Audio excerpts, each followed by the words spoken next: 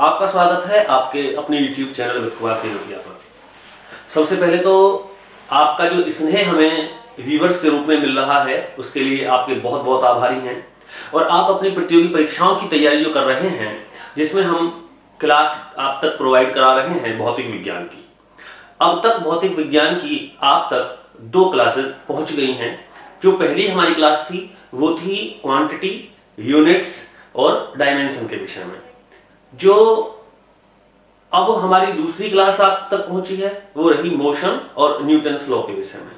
वहीं क्लास 3 जो आज आप तक हम लेकर के आए हैं, जो पहुंचा रहे हैं, वो है कार्य, शक्ति और ऊर्जा, अर्थात वर्क, पावर एंड एनर्जी के विषय में। आइए शुरू करते हैं बिना किसी भूमिका के। फिजिक्स, कार्य, शक्ति और ऊर्जा। तो इसमें सबसे पहले हम देखते हैं work. What is the work and how we can explain that? What is the definition of work? ध्यान से सुने। किसी वस्तु पर लगाए गए बल तथा बल की दिशा में विस्थापन के गुणनफल को उस वस्तु पर किया गया कार्य कहते हैं। अर्थात कार्य है क्या? कार्य है force into displacement along the direction with force। बल की दिशा में जो भी विस्थापन हो वह गुना जो भी आपने बल लगाया वह, तो इससे कार्य निकल के आ जाएगा कि कितना कार्य किया गया है। अब कार्य का जो फॉर्मूला है W = F × D, ये वही है जो डेफिनेशन लिखा हुआ है। ध्यान से देखें आप। वर्क = F अर्थात फोर्स इनटू D डिस्प्लेसमेंट, बल गुना विस्थापन, जितना बल लगाया और बल की दिशा में होने वाला विस्थापन, दोनों की गुना करते हैं। तो बल न्यूटन में होता है और विस्थापन मीटर में होता है। इन दोनों की जो गुना है उससे क्या आ जाएगा? वर्क आ जाएगा कि कितना कार्य किया गया है। अच्छा, अब आप एक बात बताइए, यदि हम कहें कि F × 0 डिस्प्लेसमेंट 0 हो तो इनका जो इनटू है वो भी शून्य आएगा अर्थात 0 आएगा, तो वर्क कुछ नहीं हुआ। मैं यहां आपको एक उदाहरण समझा देता हूं। मान लीजिए कि एक कोई दीवार है और हमने 10 लोग लगाए कि आपको इस दीवार पे बल लगाना है, धक्का लगाना है, दीवार को खिसकाना है। वो 10 लोग सुबह से शाम तक उस दीवार पर लगे रहे और पसीने में तरबतर हो गए। उन्होंने बहुत मेहनत की, उनकी एनर्जी वेस्ट गई, थक के चूर हो गए। अब उनसे शाम को जब पूछा गया कि आपने कितना कार्य किया, तो वो कहेंगे कि हम सुबह से शाम तक इस पर लगे रहे हैं, हमारी जो एनर्जी बहुत वेस्ट हुई है, यही काम हुआ है। लेकिन वास्तविकता यह है कि उन्होंने बल का प्रयोग किया परंतु दीवार स्थिर है जो नहीं हिली, अर्थात डिस्प्लेसमेंट कितना रहा? 0। जब आप कितना ही बल क्यों ना इस्तेमाल करें, जब आप 0 की मल्टीप्लाई करेंगे तो what we can get? 0। Work is 0, यानी कि कोई भी कार्य नहीं हुआ है। दीवार जहां सुबह थी वहीं शाम को है, तो कोई कार्य नहीं किया गया। दूसरा उदाहरण आप समझें। जो वेट लिफ्टर होते हैं, जो वेट उठाते हैं, अगर किसी व्यक्ति ने अपने कंधे पर 100 किलो वजन उठाया और उस वजन को उठा करके फिर पुनः वहीं रख दिया, तो उसने बल का प्रयोग किया परंतु वहां विस्थापन कुछ भी नहीं है। चाहे व्यक्ति थक क्यों ना जाए, लेकिन वहां कोई जब तक विस्थापन नहीं होगा, जब तक कार्य नहीं होता है। अर्थात बल के साथ में विस्थापन जरूरी है। जितना बल आप लगा रहे हैं गुना जिस डायरेक्शन में जितना भी उसका जो है बल की दिशा में जितना विस्थापन है, उनका गुणनफल ही कार्य कहलाता है। यहां देखेंगे, कार्य एक अदिश राशि है, एक स्केलर क्वांटिटी है, जबकि बल और डिस्प्लेसमेंट विस्थापन दोनों ही सदिश राशियां हैं। लेकिन कार्य एक अदिश राशि है। इसका जो एसआई मात्रक है वो बनता है न्यूटन मीटर। न्यूटन बल के लिए और मीटर विस्थापन के लिए। एसआई मात्रक है न्यूटन मीटर। परंतु वैज्ञानिक जेम्स प्रेस्कॉट, ध्यान से सुने, वैज्ञानिक जेम्स प्रेस्कॉट जूल के सम्मान में कार्य का मात्रक जूल पुकारा गया है। हम कार्य का जो मात्रक है वो क्या है? जूल, क्योंकि उसको वैज्ञानिक जेम्स प्रेस्कॉट जूल के सम्मान में रखा गया है। 1 जूल का अर्थ है 1 न्यूटन बल का प्रयोग करना गुना 1 मीटर विस्थापन। तो यह 1 जूल होगा। आइए अब हम जानते हैं हमारा जो दूसरा पॉइंट है शक्ति के विषय में। जब पूछा जाए कि व्हाट इज द पावर, शक्ति क्या है, तो बहुत छोटी सी परिभाषा, very little definition of power, कार्य करने की दर, कार्य करने की दर को शक्ति कहते हैं। कार्य करने की दर को शक्ति कहते हैं, ये छोटी सी परिभाषा है। अब समझने के लिए कि यदि किसी व्यक्ति द्वारा W वर्क T समय में किया जाए तो व्यक्ति की शक्ति होगी W/T वाट, जूल प्रति सेकंड जो T है, काम बटे समय, शक्ति का फॉर्मूला है, इससे हम निकाल सकते हैं P, पावर। व्यक्ति ने जो भी कार्य किया बटे कितने समय में किया, यदि आप डिवाइड दे देंगे तो इससे पता लग जाएगा कि उस व्यक्ति की पावर क्या है। और शक्ति को मापते हैं वाट में, जो इसकी यूनिट है, जो इसका मात्रक है वो वाट है। अब वाट कैसे है थोड़ा जान लीजिए कि शक्ति का एसआई मात्रक वाट है, जिसे वैज्ञानिक जेम्स वाट के सम्मान में रखा गया। महान फिजिशियन, महान वैज्ञानिक जेम्स वाट के सम्मान में शक्ति का जो एसआई मात्रक है वो वाट कहलाता है।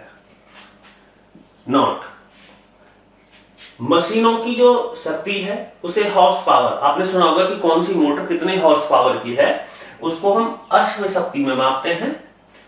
ये हॉर्स पावर अर्थात एचपी, कितने हॉर्स पावर की, 5 हॉर्स पावर की मोटर है, 3 हॉर्स पावर की मोटर है, तो इसको जो है, जो मशीन है या मोटर की जो पावर मापी जाती है, जो मेजर किया जाता है, उसको हॉर्स पावर में व्यक्त किया जाता है। और 1 हॉर्स पावर बराबर 746 वाट, अर्थात 1 horse power is equal to 746 watt. 1 horse power में 746 वाट होते हैं। 1 किलोवाट में 1000 वाट होते हैं। 1 किलोवाट इज इक्वल टू 1000 वाट। ये जरूर याद कर लीजिए, पूछा है, बहुत इंपॉर्टेंट है, पूछा गया है कि 1 किलोवाट में कितने वाट होते हैं। ये दोनों ही बहुत इंपॉर्टेंट और ध्यान देने योग्य बातें हैं, क्योंकि बहुत थोड़ा थोड़ा अंतर है। जो शक्ति के मात्रक हैं, units of power, W watt, KW kilowatt, MW megawatt और HP हॉर्स पावर, ये सभी शक्ति के मात्रक हैं। यदि इनके साथ समय लगा दिया जाए तो यह कार्य या ऊर्जा के मात्रक हो जाएंगे, जैसे वॉट सेकंड, वाट घंटा, किलोवाट घंटा। ये कार्य या ऊर्जा के मात्रक हैं। दोनों में आपको अंतर समझ में आना चाहिए। S सेकंड के लिए है, H आवर के लिए है और H आवर के लिए है। इनमें केवल वाट, किलोवाट, मेगावाट, हॉर्स पावर और कार्य या ऊर्जा के मात्रक हैं वाट सेकंड, वाट घंटा या किलोवाट घंटा। साथियों, अब हम जानेंगे एनर्जी के विषय में, विस्तार से पढ़ते हैं। साथियों, जब हम बात करते हैं एनर्जी के विषय में तो हमें इसकी परिभाषा में केवल इतना पता लगता है कि किसी वस्तु के कार्य करने की क्षमता को ऊर्जा कहते हैं।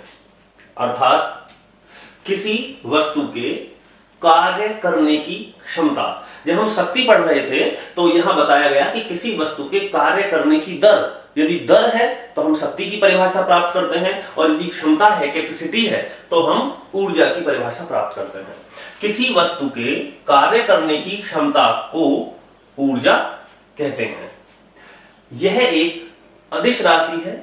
जो एनर्जी है वो एक स्केलर क्वांटिटी है और इसका एसआई मात्रक जूल होता है। अब जो महत्वपूर्ण है वो यहां से शुरू होता है, वेरी वेरी इंपोर्टेंट। ऊर्जा 2 प्रकार की होती है।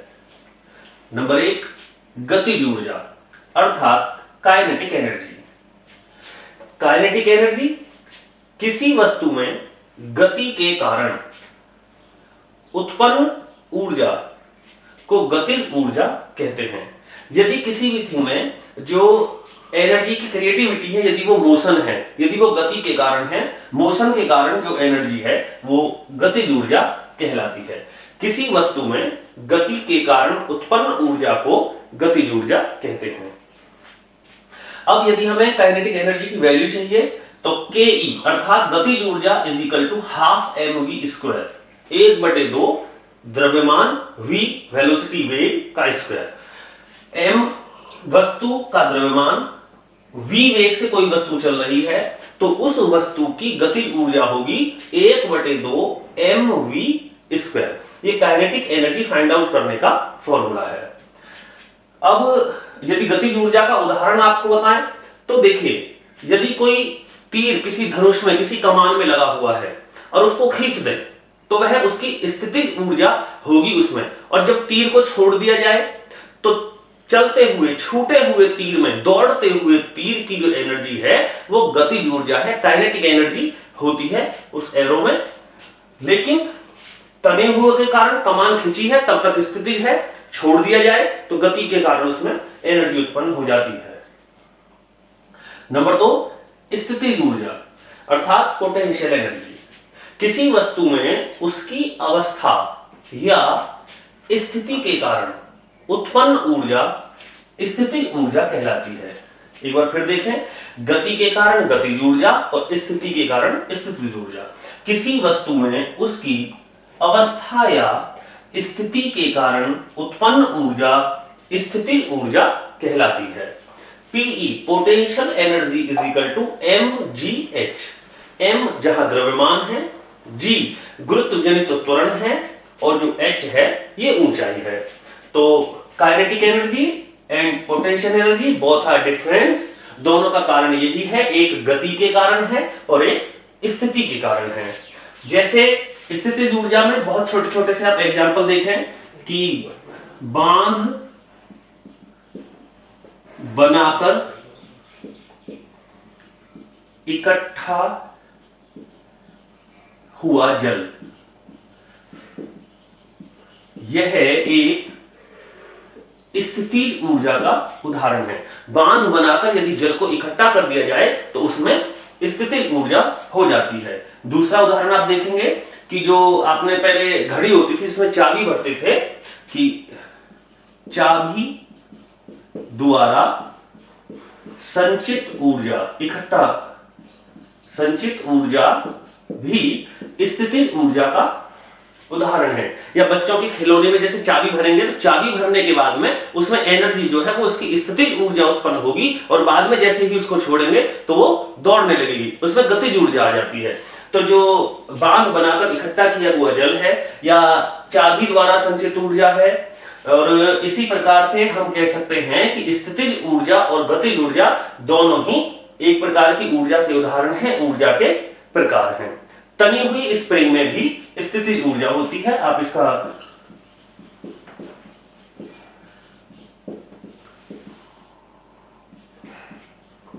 जो तनी हुई स्प्रिंग है, तीनों ही उदाहरण बहुत इंपॉर्टेंट है, पूछा जाता है। बांध बनाकर इकट्ठे किए हुए जल में चाबी द्वारा संचित ऊर्जा और तनी हुई स्प्रिंग में कौन सी ऊर्जा होती है? स्थितिज ऊर्जा होती है, जबकि छूटे हुए तीर में गतिज ऊर्जा होती है।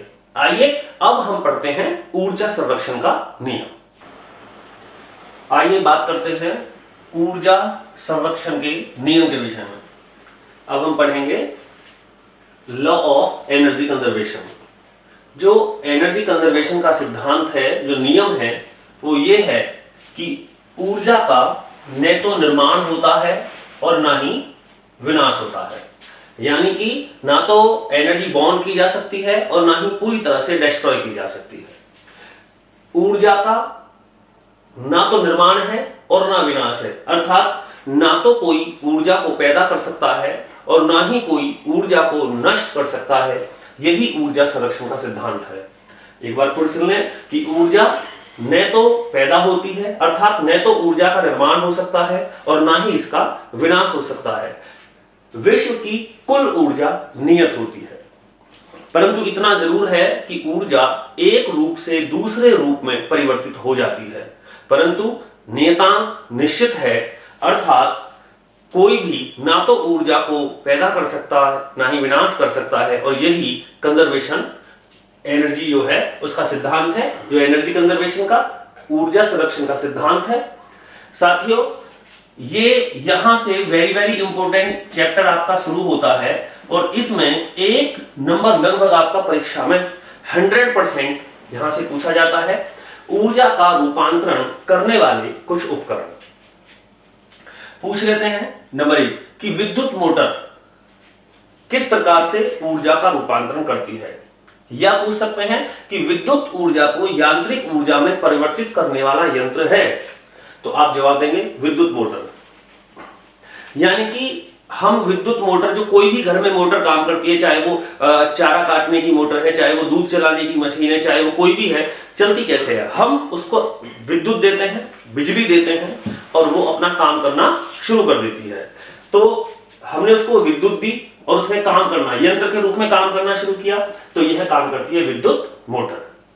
विद्युत मोटर विद्युत ऊर्जा को यांत्रिक ऊर्जा में परिवर्तित कर देती है।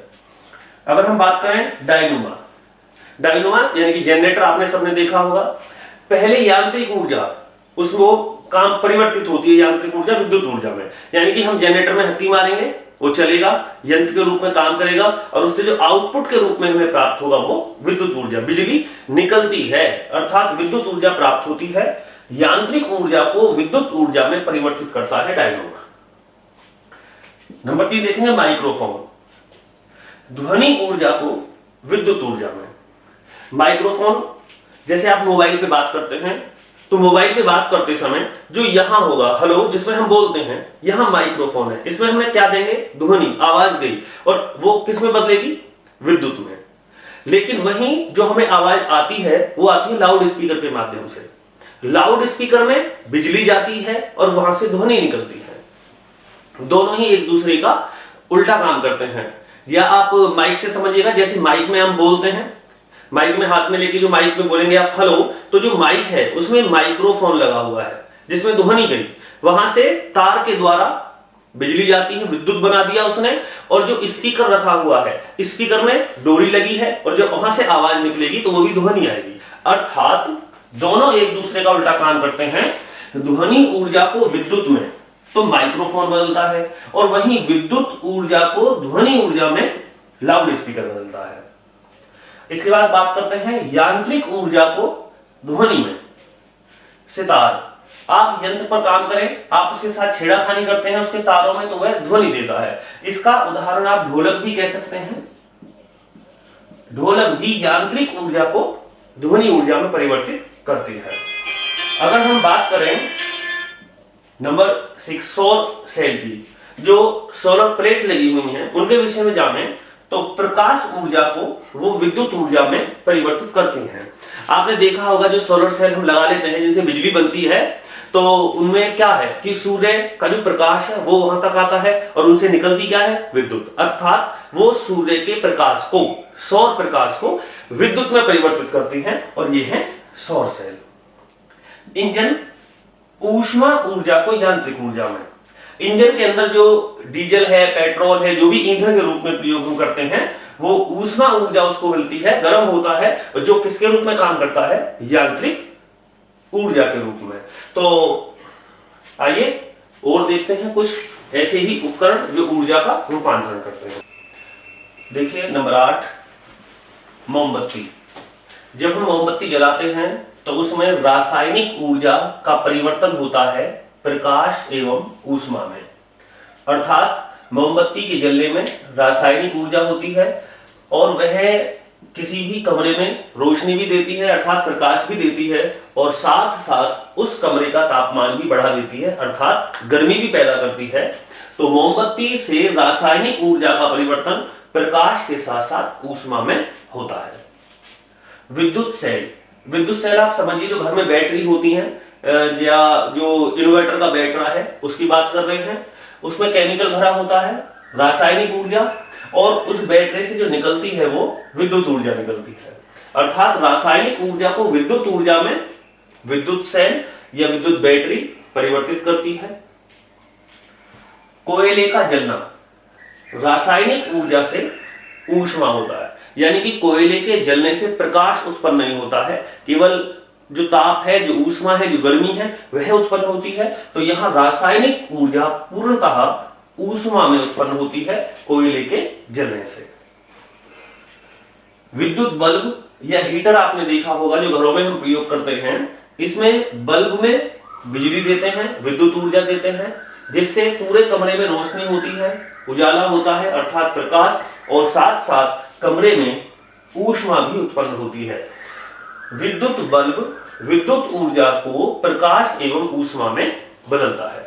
आपको जानकर आश्चर्य होगा कि जो विद्युत बल्ब है उसमें 95% इलेक्ट्रिसिटी, जो बिजली है, वो बेकार जाती है, वो ऊष्मा का काम देती है, जबकि केवल उसकी रोशनी के लिए 5% विद्युत काम में आती है। इसीलिए बल्ब की जगह जो अब हम लगाते हैं एलईडी लाइट जो है वो बहुत ज्यादा बेस्ट है, क्योंकि वो ऊष्मा में परिवर्तित नहीं होती है। अगर एलईडी लाइट की बात करें तो एलईडी में विद्युत ऊर्जा केवल प्रकाश में होती है, ऊष्मा में नहीं होती है।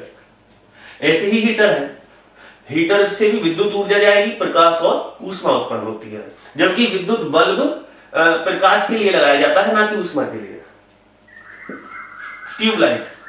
ट्यूबलाइट से जो विद्युत ऊर्जा है उसमें हम बिजली देते हैं और प्रकाश उत्पन्न होता है, अर्थात ट्यूबलाइट भी कमरे को गर्म नहीं करती है, और गर्म करती तो हमें फिर यहाँ ऊष्मा भी लिखना पड़ता है। तो अभी आप पढ़ रहे थे, ये महत्वपूर्ण उपकरण है जो ऊर्जा का रूपांतरण करते हैं। आज हमने जाना कार्य के विषय में, शक्ति के विषय में और ऊर्जा के विषय में। साथियों, बहुत जल्द आपसे मुलाकात होगी हमारी जो अगले चैप्टर नंबर 4 के साथ में। तब तक दीजिएगा अनुमति। जय हिंद, जय भारत।